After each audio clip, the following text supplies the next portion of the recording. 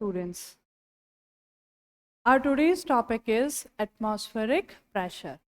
आज का हमारा जो टॉपिक है वो है वायु दाब, एटमॉस्फेरिक प्रेशर, वायु दाब।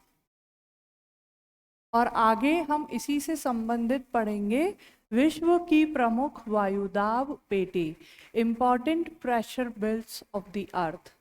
ठीक, तो सबसे पहले हम समझने की कोशिश करते हैं व्हाट इज एटमॉस्फेरिक प्रेशर, वायुदाब क्या होता है। ठीक है, अगर हम देखें, this is our earth surface, ये पृथ्वी की सतह है और ऊपर एटमॉस्फेयर है, वायुमंडल है। ठीक है, तो ये जितनी भी वायु है इसका कोई ना कोई वजन है, वेट है, और अर्थ का ग्रेविटेशन फोर्स इस पर लग रहा है। इसकी वजह से ये पृथ्वी की ओर आकृष्ट हो रही हैं, तो इनका बल पृथ्वी पर लग रहा है, दाब लग रहा है। तो वायु का दाब वायु दाब है। ठीक है, तो what is atmospheric pressure? If we look at our earth, there is on the upper part of the earth there are gases, and these gases, dust particle, vapors, they have some weight, and earth is exerting the gravitational force on these dust particle and gases. So these gases and dust particles are exerting some force on earth, exerting some pressure on earth, that is atmospheric pressure. ठीक है, लेकिन यहां एक चीज important है। देखिए, pressure क्या होता है? Force per unit area. So this concept is important, per unit area. ठीक है, दाब क्या होता है? प्रति इकाई क्षेत्रफल पर लगाया गया बल। ठीक है, तो पहले ये चीज समझिए, दाब। एक एग्जाम्पल से मैं आपको समझाने की कोशिश कर रही हूं। मान लीजिए मैं 10 किलो का वजन आपके सर पर रख दूं, तो आप ये 10 किलो का वजन सहन कर पाएंगे? If I keep 10 kg weight on your head, whether you will be able to bear this weight or not? Yes, it is easy, we can bear this weight. लेकिन अगर वही 10 किलो का वजन मैं आपकी एक उंगली पर रख दूं, तो क्या आप इस 10 किलो के वजन को सहन कर पाएंगे? नहीं ना। लेकिन वेट तो सेम ही है, 10 किलो। तो वो 10 किलो का वजन जब सर पे रखा तो आपने उसको बर्दाश्त किया, लेकिन वही 10 किलो का वजन जब उंगली पे रखा तो आपको बर्दाश्त नहीं हुआ। क्या अंतर आ गया? प्रेशर। क्या अंतर आ गया? एरिया। यहां एरिया ज्यादा था, इसीलिए दाब कम था, प्रेशर कम था। यहां एरिया कम है, इसीलिए दबाव अधिक हो गया और वो 10 किलो का वजन हम सहन नहीं कर पाए। So what is important is per unit area. So is it clear what is pressure? Force per unit area. If I keep the 10 kg weight on the tip of my finger, I can't bear this weight. Why? Because area is very less, so pressure is high, and we can't bear this pressure. So is this clear, the concept of pressure? Now let's apply this to the atmospheric pressure, वायु दाब। तो वायु दाब क्या है? अगर हम देखें, ये हमारी पृथ्वी की सतह है, this is the surface of earth. तो इस पर हमने लिया पर यूनिट एरिया, प्रति इकाई क्षेत्रफल। इतने से एरिया में वायु का दाब वायु दाब कहलाता, वेट ऑफ एयर। इतने से एरिया में हवा का वजन, कितनी हवा का वजन? जहां तक एटमॉस्फेयर है, जहां तक एटमॉस्फेयर है, इस पूरी हवा का वजन इस एरिया में पड़ रहा है। The weight of the air, till how much? Till that height where atmosphere is extended, the whole weight is exerting on this surface. So if we look, it appears like a column of air. इसको हम देखें तो ये एक तरह से बन गया पिलर, वायु का स्तंभ, कॉलम ऑफ एयर, वायु का स्तंभ, ठीक, कॉलम ऑफ एयर। अब देखिए, इस कॉलम ऑफ एयर में गैसेस हैं, डस्ट पार्टिकल्स हैं, वाटर वेपर्स हैं, और इनका वजन पृथ्वी की सतह पर लग रहा है। ये यहाँ का वायु दाब है, ठीक है। So what is atmospheric pressure? The force exerted by this column of air per unit area on Earth's surface. This is atmospheric pressure. वायु दाब प्रति इकाई क्षेत्रफल पर वायु स्तंभ में स्थित वायु संगठन द्वारा लगाया गया दाब वायु दाब। तो ये चीज क्लियर है, वायु दाब क्या होता है, व्हाट इज एटमॉस्फेरिक प्रेशर। तो प्रेशर का रिलेशन सीधा सीधा किससे है, इस कॉलम के वजन से, ठीक है। लेकिन हम देखते हैं हर जगह प्रेशर अलग अलग होता है। तो let's discuss what are the factors that affects atmospheric pressure, ठीक है। तो फैक्टर्स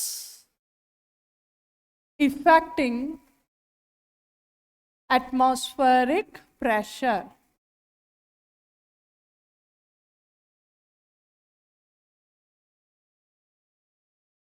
वायु दाब को प्रभावित करने वाले कारक कौन कौन से ऐसे फैक्टर हैं जो कि एटमॉस्फेरिक प्रेशर को इफेक्ट करते हैं, ठीक है। आप इससे आइडिया लगाइए, हमारे ऊपर एटमॉस्फेरिक प्रेशर हर वक्त लग रहा है, ठीक है, पर सेंटीमीटर स्क्वायर। अगर हम देखें सी लेवल पे पर सेंटीमीटर स्क्वायर 1000 मिलीबार, या ऐसे कह लीजिए 1000 ग्राम या 1 किलो का प्रेशर लगता है। इतना होता है एटमॉस्फेरिक प्रेशर, ठीक है। तो अब देखते हैं, देखिए सबसे पहला और most important factor that affects atmospheric pressure is temperature, तापमान, ठीक है। वायु दाब को प्रभावित करने वाले जो फैक्टर्स हैं नेचुरल होंगे, प्राकृतिक फैक्टर्स होंगे, तो मैन मेड फैक्टर्स भी होंगे, मानवीय कारक भी होंगे। पहले हम डिस्कस कर रहे हैं प्राकृतिक कारक, प्राकृतिक कारक, ठीक है।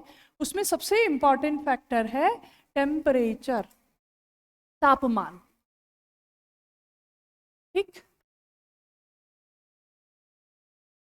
जैसे जैसे तापमान बढ़ता है, मान लीजिए ये सूरज है, तो सूरज की किरण धरती पे कहीं तो सीधी गिरेगी, कहीं ये किरण तिरछी होगी, right. At some places solar radiations will be direct, while at some places solar radiations will be slant. तो जहां सूरज की किरण सीधी गिरेगी तापमान ज्यादा होगा, तो प्रेशर कम होगा, ठीक है। जैसे जैसे टेम्परेचर, देखिए प्रेशर का रिलेशन किससे है, याद रखिएगा, कॉलम के वजन से, ठीक। तो जैसे जैसे तापमान बढ़ता है प्रेशर बढ़ेगा या घटेगा, तो उसको समझने के लिए हम वापस यहीं चले, कॉलम ऑफ एयर, ठीक। जैसे ही तापमान बढ़ता है मॉलिक्यूल्स जो हैं एक दूसरे से दूर चले जाते हैं, गैस के मॉलिक्यूल्स एक दूसरे से दूर चले जाएंगे। जैसे ही तापमान घटेगा मॉलिक्यूल्स एक दूसरे के पास आ जाते हैं, ठीक है। तो जब तापमान बढ़ा, as the temperature increases molecules moves away from each other. जैसे ही तापमान बढ़ा वायु के कण एक दूसरे से दूर हो गए, तो जैसे ही दूर होंगे इस कॉलम में number of molecules will be less, इस वायु स्तंभ में वायु के कण कम हो जाएंगे, तो वायु स्तंभ का भार कम हो जाएगा। The weight of this air column will decrease, so what will happen, pressure will decrease. Clear है? इसका मतलब जैसे जैसे जहां तापमान ज्यादा होगा प्रेशर कम होगा, और जहां सूरज की किरण तिरछी है तापमान कम है तो प्रेशर ज्यादा है, तापमान कम है तो प्रेशर ज्यादा है। याद रखिएगा मेन रिलेशन किसके साथ है, इस कॉलम का वजन। किसी भी वजह से कॉलम का वजन बढ़ा प्रेशर बढ़ेगा, किसी भी वजह से कॉलम का वजन कम तो प्रेशर कम। तो यहाँ हम क्या देख रहे हैं, जैसे जैसे तापमान बढ़ रहा है वेट ऑफ एयर कॉलम कम हो रहा है, क्योंकि मॉलिक्यूल्स एक दूसरे से दूर जा रहे हैं। और अगर वेट ऑफ एयर कॉलम कम हुआ तो क्या होगा, एटमॉस्फेरिक प्रेशर, वायु दाब, वो भी तो कम हो जाएगा, वायु दाब वो भी कम होगा। इसका अर्थ ये है तापमान बढ़ा वायु दाब घटा। तो अगर हम देखें हमारी धरती को तो हमें पता है, आप देखिए सूरज की किरण सीधी कहाँ गिरती है, इक्वेटर पे। तो इक्वेटर पे तापमान अधिक होगा, भूमध्य रेखा पर तापमान अधिक होगा, हवा गर्म होगी, हवा गर्म होगी तो हवा ऊपर उठेगी और एक दूसरे से दूर जाएगी। तो क्या होगा, यहाँ कॉलम का वजन कम तो प्रेशर कम हो जाएगा। ठीक है, लेकिन जैसे जैसे आप पोल्स की तरफ जा रहे हो टेम्परेचर कम हो रहा है, क्योंकि सूरज की किरण सीधी बीच में गिर रही है। तो नॉर्थ पोल साउथ पोल पे तापमान कम, तापमान कम तो गैस के मॉलिक्यूल्स एक दूसरे के पास आ जाएंगे, कॉलम का वजन बढ़ गया तो प्रेशर बढ़ गया। तो in general we can say as we are moving from equator towards the pole temperature is decreasing and pressure is increasing। तो सामान्य रूप से हम ये कह सकते हैं कि जैसे जैसे हम भूमध्य रेखा से ध्रुवों की तरफ जा रहे हैं तापमान घट रहा है और वायु दाब बढ़ रहा है। जनरल डिस्ट्रीब्यूशन यानी निम्न अक्षांश पर वायु दाब कम रहता है, भूमध्य क्षेत्र में वायु दाब कम रहता है। ठीक है, और जैसे जैसे हम बर्फ आच्छादित क्षेत्र में जा रहे हैं, जैसे जैसे हम पोल्स की तरफ जा रहे हैं तापमान घट रहा है और वायु दाब बढ़ रहा है।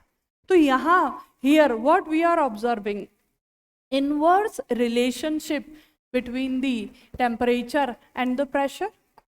तापमान और वायु दाब में व्युत्क्रम संबंध है। ठीक है, और यही टेम्परेचर की वजह से आप देखिए क्या हो रहा है, इसी को हम कह रहे हैं horizontal distribution of atmospheric pressure. वायु दाब का क्षैतिज वितरण हो रहा है, हॉरिजॉन्टल। ठीक है, और एक हम देखेंगे वायु दाब का लंबवत वितरण, vertical distribution of atmospheric pressure. लेकिन ये जो हॉरिजॉन्टल डिस्ट्रीब्यूशन हो रहा है ये किसकी वजह से हो रहा है, तापमान में परिवर्तन की वजह से। और इसी की वजह से धरती पर प्रेशर बेल्ट्स बनती हैं, वायु दाब, विभिन्न वायु दाब पेटियों का निर्माण होता है। तो अभी अब आगे डिस्कस करेंगे different atmospheric pressure belts which are form on earth. पृथ्वी की सतह पे कौन कौन से वायु दाब पेटी बनती है, इसे आगे हम डिस्कस करेंगे। ठीक है, तो अब आप देखिए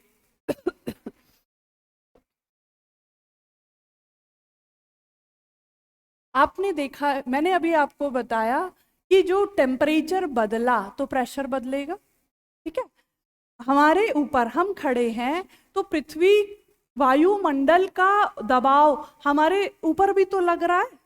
अगर हम देखें हमारे सर का सरफेस एरिया, देखिए 4 सेंटीमीटर ऐसे ले लीजिए, 6 सेंटीमीटर ऐसे ले लीजिए, तो 6 4 24। तो अपने हेड का सरफेस एरिया कितना हो गया? 24 सेंटीमीटर स्क्वायर। और अभी अभी मैंने आपको बताया सी लेवल पे 1 सेंटीमीटर स्क्वायर पे 1000 मिलीबार का प्रेशर रहता है इन जनरल, यानी 100 ग्राम 1000 ग्राम यानी 1 किलो का वजन।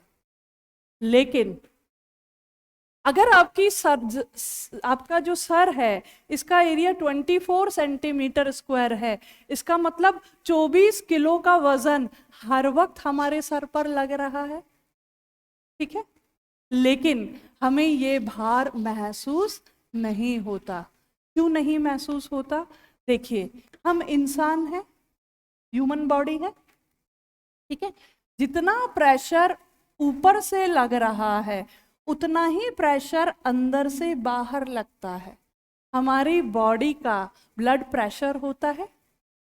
आया समझ में? What is the importance of this blood pressure? ये बाहर से लगने वाले प्रेशर को बैलेंस बना के रखता है, इसीलिए हमें ये वायु दाब महसूस नहीं होता।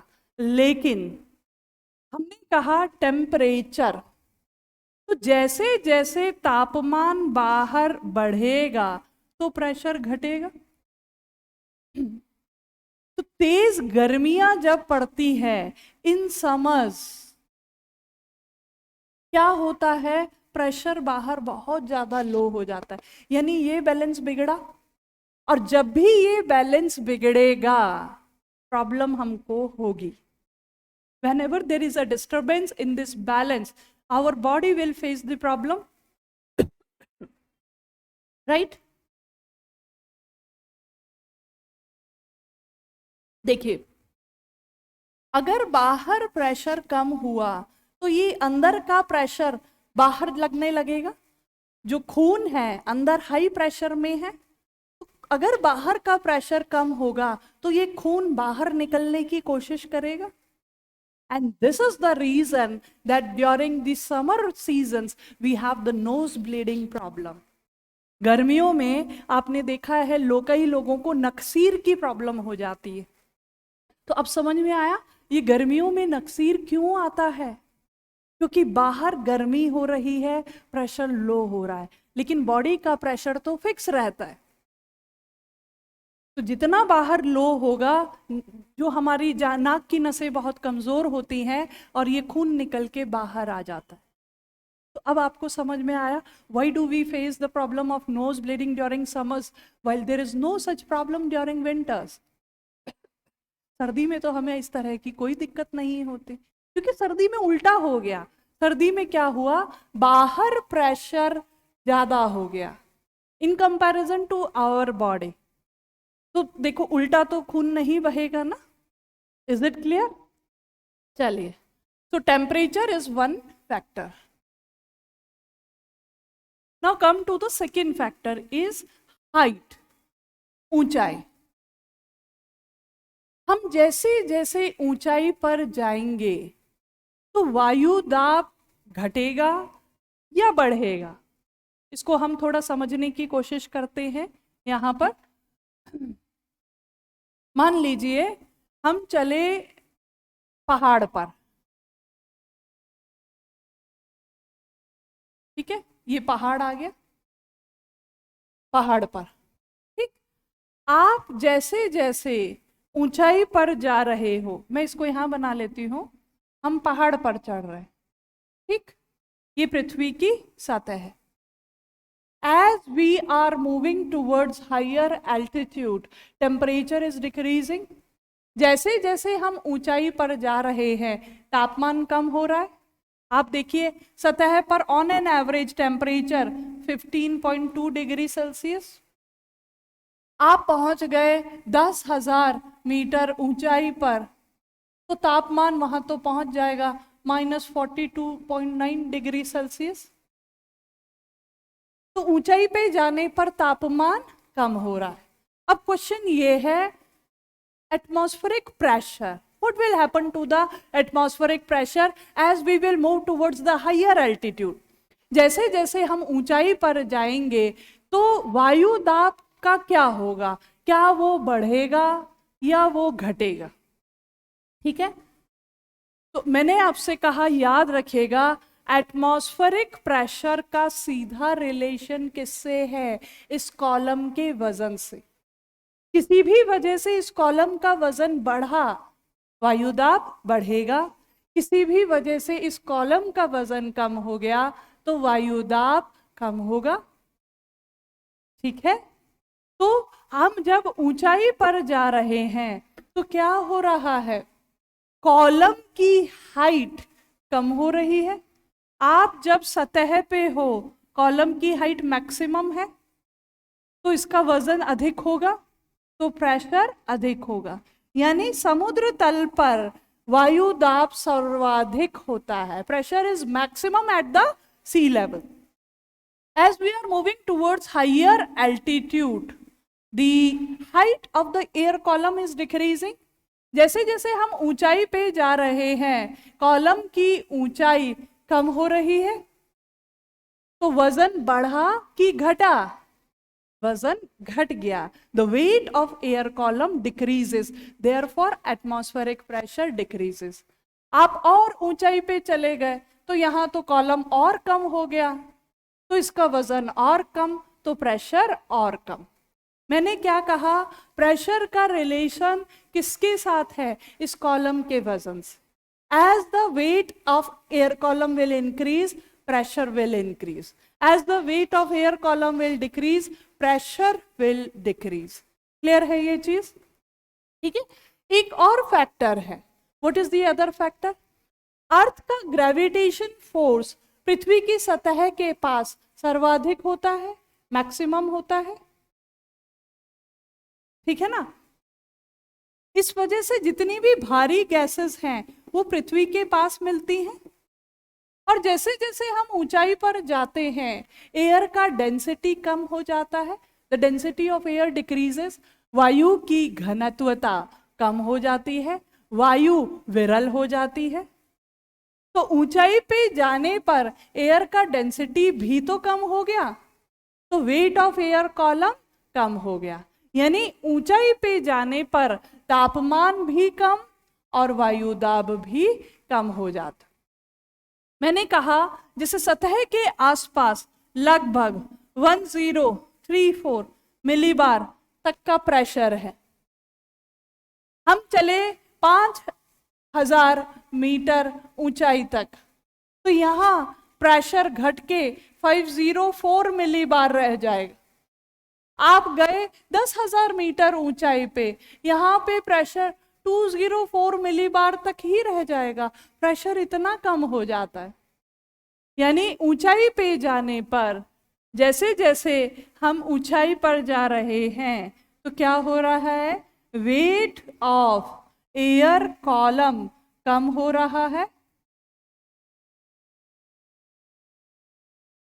वायु स्तंभ का भार घट रहा है, और इसी वजह से वायु दाब भी घट रहा है। ठीक है, इसके दो प्रमुख कारण हैं। दो प्रमुख कारण, टू मेन रीजंस। क्या हो रहा है? पहला कारण, height of air column is decreasing, वायु स्तंभ की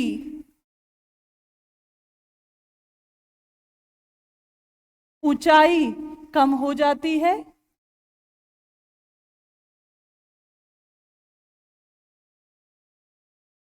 और दूसरा कारण, वायु density of air decreases with height.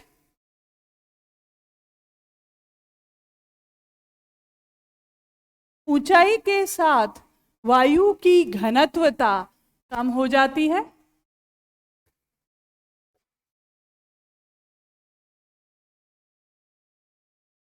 ठीक है, इस वजह से ऊंचाई पे जाने पर एटमॉस्फेरिक प्रेशर कम हो जाता है।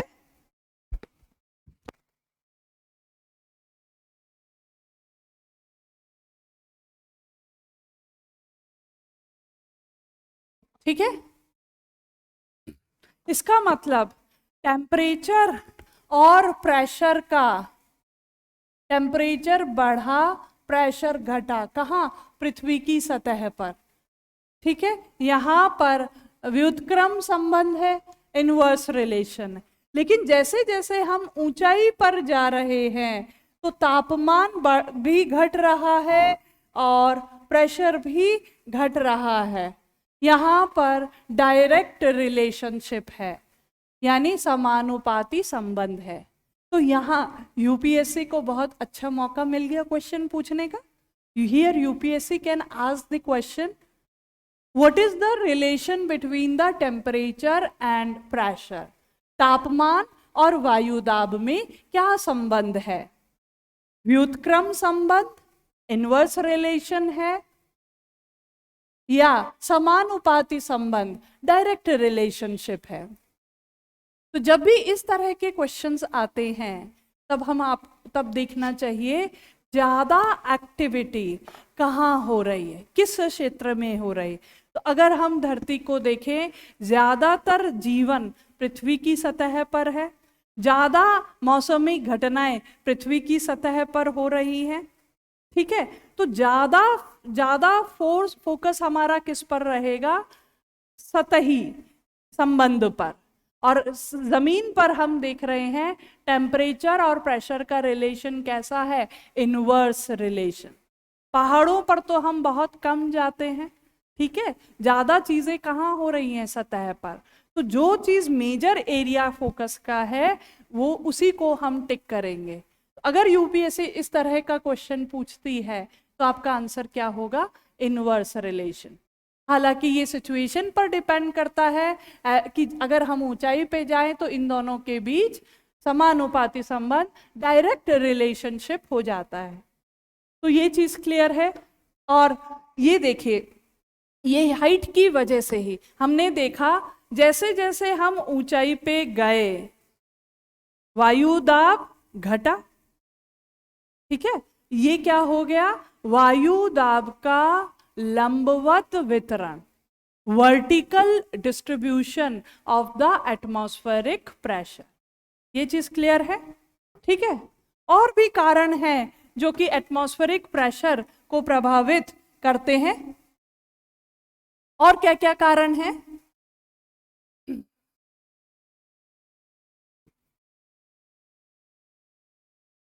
यस, कंपोजिशन ऑफ एटमॉस्फेयर, वायुमंडल का संगठन, कंपोजिशन ऑफ एटमॉस्फेयर,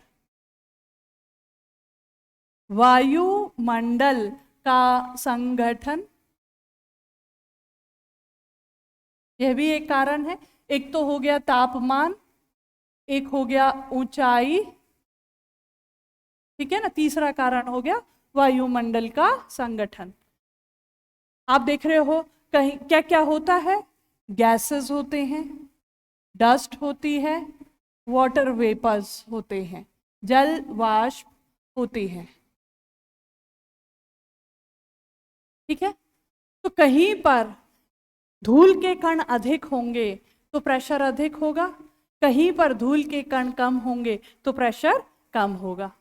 ठीक है, कहीं पर गैसेस का कॉन्सेंट्रेशन अधिक होगा, कहीं गैस का कॉन्सेंट्रेशन कम होगा। और इस वजह से जो वायु दाब है हर जगह पर अलग अलग होगा।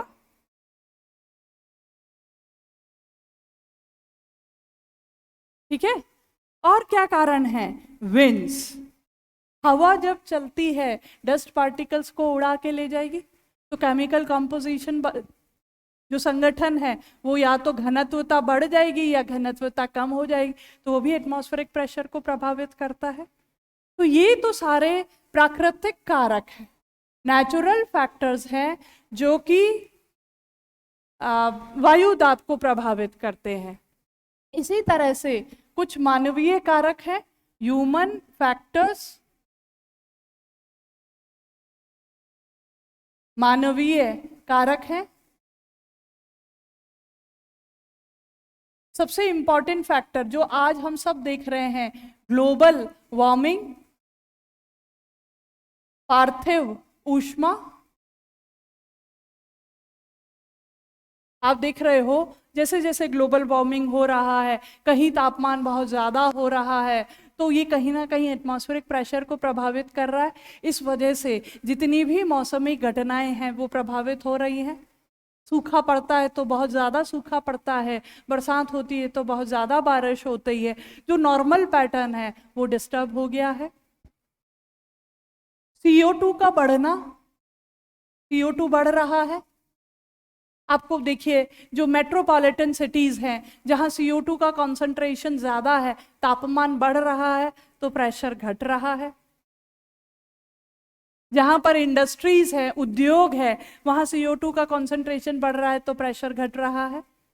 ठीक है, उसी तरह से डस्ट, कहीं ऐसे उद्योग हैं जिसकी वजह से हवा में धूल के कण बढ़ जा रहे हैं, तो बढ़ने की वजह से क्या हो रहा है, वहां पर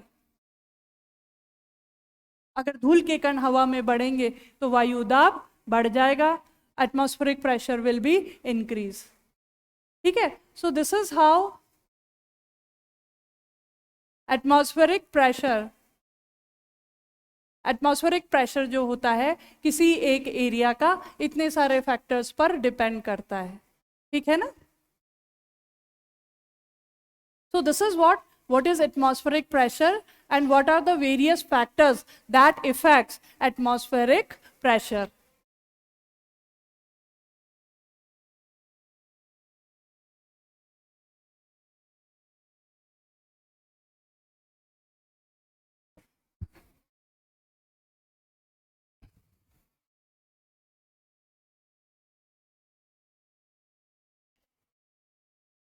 So now let's see horizontal distribution of atmospheric pressure. वायु दाब का क्षैतिज वितरण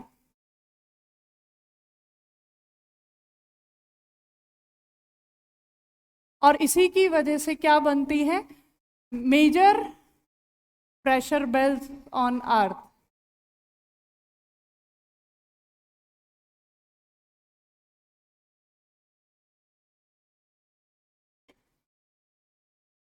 पृथ्वी की प्रमुख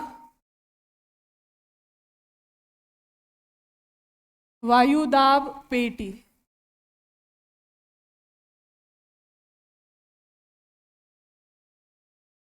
ठीक है, so if we look at our earth, अगर हम हमारी धरती को देखें,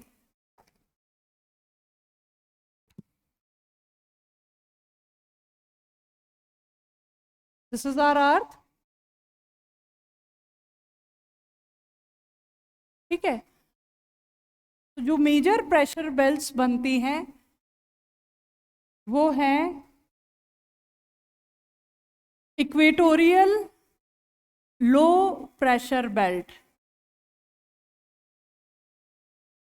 लो प्रेशर बेल्ट,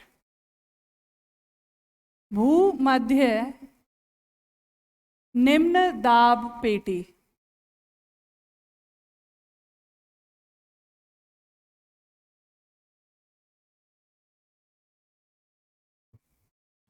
ठीक है, देखिए अगर हम देखें अर्थ पर, भूमध्य रेखा पर सूरज की किरण सीधी गिरती है, सीधी गिरने की वजह से यहाँ पर तापमान अधिक होता है, तापमान अधिक होगा तो हवा गर्म होगी, हवा गर्म होगी तो ऊपर उठेगी और फैल जाएगी, हवा गर्म होगी ऊपर उठेगी, इस वजह से यहाँ पर वायु का दाब कम हो जाएगा, तो क्या बन जाएगी यहाँ पर, इक्वेटोरियल लो प्रेशर बेल्ट्स। ठीक है, लेकिन यहां पर एक और कारण है जिसकी वजह से लो प्रेशर बेल्ट बनती है। ठीक है, तो यहां इक्वेटर पे तापमान अधिक है, हाई टेम्परेचर इज देयर, उसकी वजह से कन्वेक्शन करंट्स डेवलप होते हैं, संवहनीय धाराएं डेवलप होती हैं, और जैसे ही हवा गर्म होके ऊपर उठेगी, यहाँ एयर का डेंसिटी, वायु की घनत्वता कम हो जाएगी, तो उसकी वजह से प्रेशर कम हो जाएगा, पहला कारण। दूसरा कारण यहाँ लो प्रेशर बनने का, देखिए हमारी धरती घूम रही है, ठीक है, घूमने की वजह से इस पर सेंट्रीपिटल फोर्स लगता है, केंद्रापसारी बल लगता है, और केंद्रापसारी बल क्या करता है, इस हवा को बाहर की तरफ फेंकता है, ठीक है। Centrifugal force it throws the wind outwards, अगर हवा बाहर की तरफ फेंकेगी तो यहाँ पर एयर का डेंसिटी कम हो जाएगा, तो एयर का डेंसिटी कम होगा तो प्रेशर लो होगा, ठीक है। तो यहाँ पर लो प्रेशर बनने का कारण दो है, एक तो है थर्मल फैक्टर, दूसरा है डायनामिक फैक्टर। तापजन्य कारक है और गतिजन्य कारक है। तो मेन फैक्टर क्या है, टेम्परेचर, क्योंकि इस एरिया में धूप सीधी गिरती है, संवहनीय धाराएं डेवलप हो जाती, ठीक है। अब हम चलते हैं, देखिए यहां से हवाएं गर्म हुई, ऊपर उठी, तो हवा अगर इक्वेटर पे गर्म होगी, ऊपर उठेगी तो ठंडी होगी, ठंडी होगी तो वापस गिरने की कोशिश करेंगी, लेकिन यहां पर तो कन्वेक्शन करंट्स है, संवहनीय धाराएं हैं, तो हवा वापस वहीं पे ना गिरकर आसपास के क्षेत्र में जाकर के गिरती है। तो जो हवा इक्वेटर से उठी वो 30 से 35 डिग्री उत्तर या 30 से 35 डिग्री दक्षिण अक्षांश की ओर गिरती हैं। They fall either towards 30 degree north और 30 डिग्री साउथ लैटिट्यूड, ठीक है। सो यहां पर अगर हम देखें 30 डिग्री उत्तर और 30 डिग्री दक्षिण अक्षांश के बीच, 30 डिग्री उत्तर से 35 डिग्री उत्तर या फिर 30 डिग्री दक्षिण से 35 डिग्री दक्षिण अक्षांश के बीच ये हवाएं गिरती हैं। जो भूमध्य निम्न दाब पेटी है ये कहाँ बन रही थी, 5 डिग्री नॉर्थ उत्तर से 5 डिग्री दक्षिण अक्षांश के बीच बनती है। तो यहां से गर्म हवाएं जो ऊपर उठती हैं ये इसी क्षेत्र में वापस इसलिए नहीं गिर रही क्योंकि यहाँ संवहनीय धाराएं बह रही है। These winds are not falling in this area because of the convection current in this region। तो ये हवा क्या करेगी, या तो ये नॉर्थ में बहेगी या ये साउथ में बहेगी, ऐसा होगा, ठीक है। साउथ में बह करके ये कहीं ना कहीं जाके गिरती हैं, तो ये कहाँ जाके गिरती हैं, 30 degree north to 30 degree south latitude में जाके गिरेगी। तो इस एरिया में अगर हवाएं आके गिर रही हैं तो हाई प्रेशर बन जाएगा।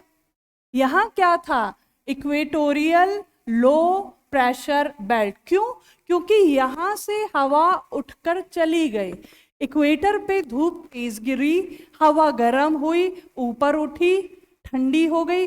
अब ये क्या करेंगी, या तो नॉर्थ बहेगी या साउथ बहेगी और 30 डिग्री साउथ या 30 डिग्री नॉर्थ की तरफ जाकर के गिरेंगे। तो जिस एरिया में ये हवा जाके गिरेगी वहां पे प्रेशर हाई हो जाएगा, ठीक है। सो इस वजह से यहां पर क्या बन जाएगा, सब ट्रॉपिकल हाई प्रेशर बेल्ट। इस क्षेत्र में क्या बन जाएगा, सब ट्रॉपिकल हाई प्रेशर बेल्ट।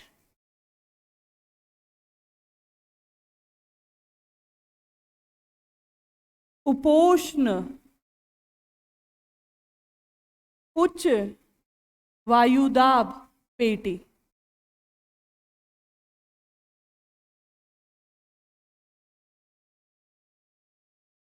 सब ट्रॉपिकल हाई प्रेशर बेल्ट,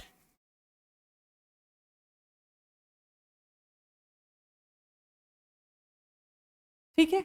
लेकिन हमारी अर्थ धरती तो लगातार घूम रही है, तो सेंट्रीफ्यूगल फोर्स तो पूरी अर्थ पे लग रहा है जो चीजों को बाहर फेंकने की कोशिश कर रहा है, लेकिन ये केंद्रापसारी बल भूमध्य रेखा पे सबसे अधिक होगा। This will be maximum at the equator. और जैसे जैसे हम नॉर्थ की तरफ जा रहे हैं सेंट्रीफ्यूगल फोर्स कम होता जाएगा, ठीक है। तो 30 डिग्री पर इक्वेटर की तुलना में सेंट्रीफ्यूगल फोर्स होगा लेकिन कम होगा, और उससे कम कहाँ होगा, 60 डिग्री के आसपास, ठीक। लेकिन यहाँ क्या हो रहा है, सेंट्रीफ्यूगल फोर्स की वजह से हवा बाहर की तरफ नहीं जा रही। क्यों? In this area, wind is not thrown outside due to the centripetal force. Why? Because in this area, wind is descending downward. इस क्षेत्र में हवाएं नीचे की ओर गिर रही है, ठीक है। लेकिन 60 डिग्री पर चलते हैं, यहां तो ऊपर से कोई हवा नहीं गिर रही ना, तो 60 डिग्री साउथ लैटिट्यूड पर हवाएं ऊपर उठेंगी, क्योंकि सेंट्रीफ्यूगल फोर्स यहां पर भी लग रहा है, कम है लेकिन है, ठीक है। तो यहां 60 डिग्री के आसपास क्या होगा, 60 डिग्री से 65 डिग्री लैटिट्यूड, 60 से 65 डिग्री उत्तर या 60 से 65 डिग्री दक्षिण अक्षांश, इस क्षेत्र में सेंट्रीफ्यूगल फोर्स केंद्रापसारी बल लग रहा है, कम है लेकिन है। इस वजह से यहां से भी हवाएं ऊपर उठेंगी, ठीक है। क्या हो रहा है, क्योंकि धरती घूम रही है, 60 डिग्री से भी हवा ऊपर उठ रही है। पर याद रखना, ये कन्वेक्शन करंट्स नहीं है, these are not convection currents. Equator पे हवा ऊपर उठी, क्यों? गर्म हुई, इसीलिए वो कन्वेक्शन करंट्स है। लेकिन यहां हवा ऊपर उठ रही है गर्मी की वजह से नहीं, हवा कन्वेक्शन करंट संवहनीय धाराओं की वजह से नहीं। किस वजह से? Because of the rotation of earth, because of the centripetal force, केंद्रापसारी बल की वजह से। तो हवा ऊपर उठेगी तो फिर कहीं ना कहीं जाके गिरेगी, हवा नॉर्थ बहेगी, हवा साउथ बहेगी और फिर जाकर के कहीं गिर जाएगी। जो 60 डिग्री से उठने वाली हवा है ये भी नॉर्थ बहेगी या साउथ बहेगी, साउथ में बह रही है या नॉर्थ में बह रही है।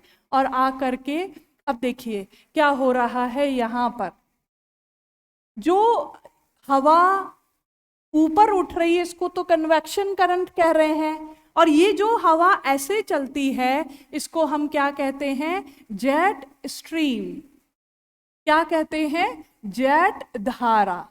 जेट हवा क्या है? पृथ्वी की सतह पे हवा चल रही है, उसको हम विंड कह रहे हैं। लेकिन पृथ्वी की सतह से 10 से 12 किलोमीटर ऊपर अगर हवा चलती है, जेट की गति से चलती है, इन्हीं को हम जेट विंड्स कहते हैं, जेट धारा कहते हैं। तो यहाँ क्या हो रहा है? Convection currents, jet stream. ऐसे ही यहां से हवा ऊपर उठी, यहां ये जो हवा आ रही है ये भी क्या हो गई? Jet stream. तो 30 डिग्री नॉर्थ, 30 डिग्री साउथ के पास ऊपर क्या हो रहा है? दोनों जेट स्ट्रीम्स टकरा रही हैं, दोनों जेट स्ट्रीम टकरा रही हैं और नीचे की तरफ गिर रही हैं। तो ये भी हवा यहां पर गिरेगी।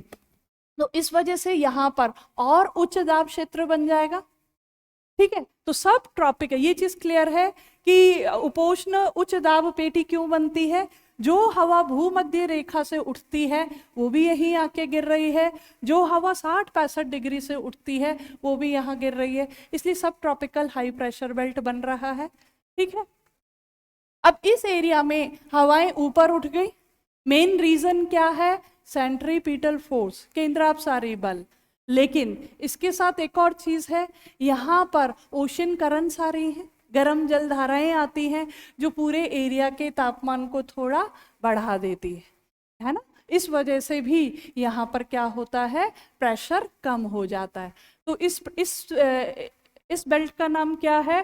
क्योंकि ये बेल्ट पोल्स के पास आ गया, इसे कहते हैं सब पोलर लो प्रेशर बेल्ट। उपध्रुवीय निम्न दाब पेटी, उपध्रुवीय निम्न दाब पेटी, ठीक है। सब पोलर लो प्रेशर बेल्ट।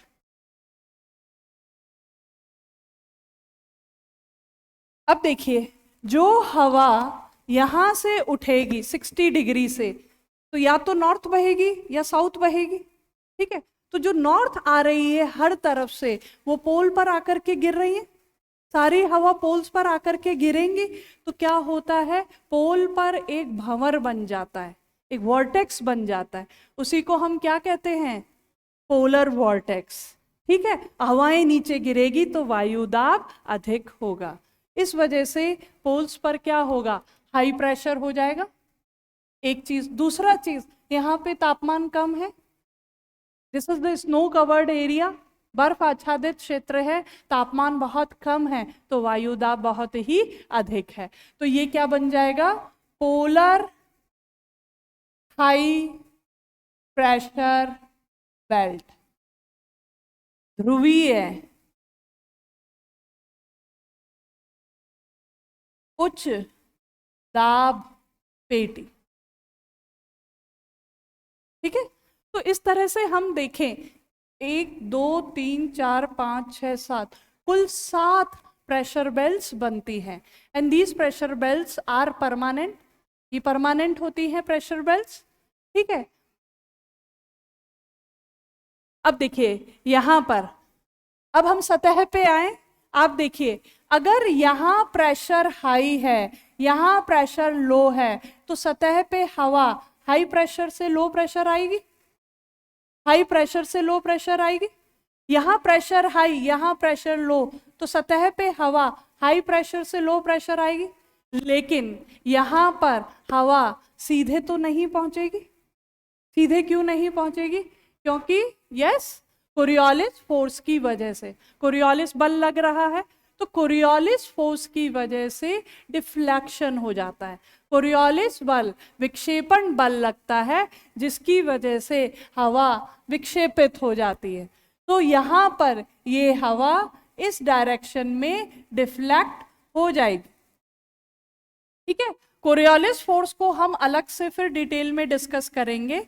यहां पर आप देखिए, क्योंकि धरती घूम रही है, घूमने के कारण विक्षेपण बल लगता है, उसकी वजह से हवा की दिशा बदल जाती है। ठीक है, ये कुछ इसी तरह से है। अगर हम इसको समझें, कोरियोलिस फोर्स, मान लीजिए एक बस चल रही है, बस में एक आदमी चना बेच रहा है, तो उसने हाथ में टोकरी ले रखी है। ठीक है, तो जब तक बस सीधी चलती रहेगी उस इंसान का बैलेंस बना रहेगा। लेकिन जैसे ही बस किसी मोड़ पर पहुंची तो बस मुड़ेगी, बस मुड़ेगी तो बस का एंगुलर मोमेंटम बदलेगा, तो उस इंसान का भी तो एंगुलर मोमेंटम बदलेगा, और क्या होगा, उससे चने नीचे गिर जाएंगे। तो क्यों गिरे चने नीचे, क्योंकि विक्षेपण बल लगा, डिफ्लेक्शन फोर्स लगा। तो क्योंकि धरती घूम रही है तो इस पर भी विक्षेपण बल लगेगा, डिफ्लेक्शन फोर्स लगेगा, और हवा की दिशा बदल जाएगी। ठीक है, तो एक तरह से देखें, अब देखिए हो क्या रहा है, भूमध्य रेखा इक्वेटर से कन्वेक्शन करंट्स, हवा ऊपर उठी, जेट स्ट्रीम्स बनी, नीचे गिरी। ठीक है, हाई प्रेशर बना, वहां से सतह पे हवा किधर गई, इक्वेटर की तरफ। ठीक है, इनको हम क्या कहते हैं, ट्रेड विंड्स, व्यापारिक पवन कहते हैं। तो ये व्यापारिक पवन वापस इक्वेटर पे पहुंची, इक्वेटर पे पहुंचेगी, फिर वापस ऊपर उठ जाएगी, फिर बहेगी। तो देखिए एक सेल बन गया, इस सेल को क्या कहते हैं, हेडले सेल। ठीक है ना, इसी तरह से 30 डिग्री से हवा ऊपर उठी, जेट स्ट्रीम बनी, नीचे गिरी, फिर सतह पे हवा ऐसे चली, तो यहां एक सेल बन गया, इसको हम फेरल सेल कहते। उसी तरह से यहां से 60 डिग्री से हवा ऊपर उठी, पोल्स पर गिरी, पोल्स पर प्रेशर हाई, इधर प्रेशर लो, पोल से हवा सब पोलर एरिया में जाएगी, फिर वापस ऊपर उठेगी, एक सेल बन गया। तो 3 सेल इस तरह से बन जाते। ये देखिए, यहां से हवा ऊपर उठी, यहां जेट स्ट्रीम बही, ये नीचे गिरी, सतह पे हवा ऐसे चली, तो एक सेल बन गया। इसी तरह से हवा यहां से उठी, यहां जेट स्ट्रीम, यहां नीचे गिरी, यहां हाई प्रेशर, यहां लो प्रेशर, तो हवा ऐसे चलेगी। तो हवा किस दिशा में बहती है, इस डायरेक्शन में बहती है, तो यहां भी तो एक सेल बन गया। उसी तरह से यहां हाई प्रेशर, यहां लो प्रेशर, हवा हाई प्रेशर से लो प्रेशर आएगी, तो हवा हाई प्रेशर से लो प्रेशर आएगी, फिर एक सेल बन गया, और एक सेल यहां पर बन गया। तो इस तरह से टोटल क्या हो गए, 3 सेल ऊपर, 3 सेल नीचे बन गए। इसीलिए इस मॉडल को हम क्या कहते हैं, ट्राई सेल्यूलर मेरिडियनल सर्कुलेशन, इसे हम कहते हैं त्रिकोशिकीय देशांतरीय संचरण। इसको मेरिडियनल सर्कुलेशन क्यों कह रहे हैं? Why we are calling it meridional circulation? Due to longitudes. हवा कैसे चल रही है? इक्वेटर से उठी और 30 डिग्री की तरफ आई, फिर ये नीचे गई, फिर ऊपर उठी, तो along the longitude these winds are blowing. देशांतर रेखा की दिशा में ये हवाएं बह रही हैं, इसीलिए इस पूरे मॉडल को हम क्या कहते हैं? Tricellular meridional circulation. तो यूपीएससी आपसे सीधा सीधा क्वेश्चन पूछ सकता है, what is this tricellular meridional circulation model? तो ये क्या है? प्रेशर बेल्ट्स हैं, प्रेशर बेल्ट्स के साथ साथ सेल बन रहे हैं। जो पहला सेल बन रहा है इसको हम कहते हैं Hadley cell. Hadley cell tropical cell है, हेडले सेल। दूसरा सेल जो बन रहा है इसको हम क्या कह रहे हैं? Ferrel cell. तीसरा जो सेल बन रहा है इसे हम क्या कह रहे हैं? Polar cell. तो ऐसे क्या हो रहे हैं? 3 सेल बन गए, 3 सेल बन गए। यहां से हवा उठी, यहां से हवा उठी, ये हवा इधर आई, ये हवा यहाँ गिरी, सतह पे ये हवा चली, ये फेरल सेल। यहाँ से हवा उठी, पोल्स पर गई, वापस यहाँ आई, ये पोलर सेल। तो दिस इज द मॉडल। ठीक है, अब ये प्लैनेटरी विंड्स कैसे बन रही हैं इनको हम आगे डिटेल में डिस्कस करेंगे। ठीक है, अभी तक जो किया, is it clear? Any doubt और any confusion? Okay, thank you so much.